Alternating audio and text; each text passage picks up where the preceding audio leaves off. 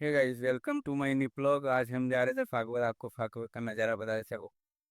આજે અમે ફાગવેલ આવી ગયા હતા. ફાગવેલનો ગેટ આવો છે દોસ્તો, દેખ શકો છો તમે. કેમ કે ફાગવેલમાં જ્યાં ભીડ ઓછી છે કાલે નતા અહીંયા અમે.